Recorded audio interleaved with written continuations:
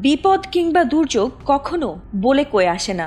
দিনভর কর্মব্যস্ততা শেষে রাতে যখন অনেকেই মগ্ন গভীর ঘুমে, ঠিক তখনই আচমকা দুলে ওঠে সবকিছু, আর তাতে আতঙ্কে ঘুম হারাম হয়ে যায় সবার। কারণ আবারও গভীর রাতে ভূমিকম্পে কেঁপেছে গোটা দেশ।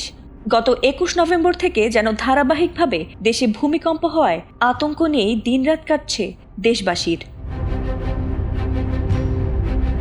বুধবার মধ্যরাতে মাত্র 5 মিনিটের ব্যবধানে সিলেটে পরপর দুটি ভূমিকম্প অনুভূত হয়েছে।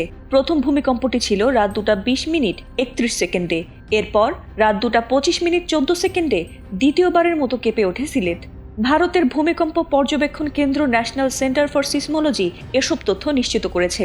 জানা গেছে, প্রথম ভূকম্পটির মাত্রা ছিল 3.5 এবং গভীরতা ছিল 20 কিলোমিটার। পরেরটির মাত্রা ছিল 3.3 এবং এর গভীরতা ছিল 30 কিলোমিটার। এদিকে রাত 3টা 38 মিনিট 36 সেকেন্ডে বঙ্গোপসাগরেও ভূমিকম্প আঘাত হানে। রিখটার স্কেলে এর মাত্রা ছিল 4.3 এবং এর গভীরতা ছিল 15 কিলোমিটার। এছাড়া রাত 2টা 54 মিনিট 3 সেকেন্ডে মিয়ানমারে 3.7 মাত্রার ভূমিকম্প আঘাত হানার খবরও জানিয়েছে সংস্থাটি।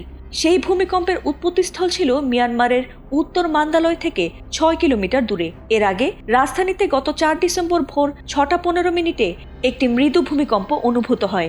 সেই ভূমিকম্পের মাত্রা ছিল 4.1। যদিও এ ঘটনায় সাধারণ মানুষ আতঙ্কিত হলেও এখনো পর্যন্ত কোনো ক্ষয়ক্ষতির খবর পাওয়া যায়নি।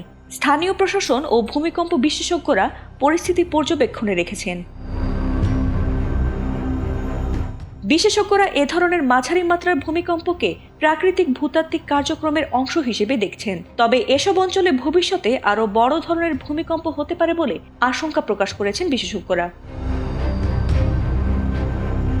ফাতিমা সুলতানা, এটিএন বাংলা।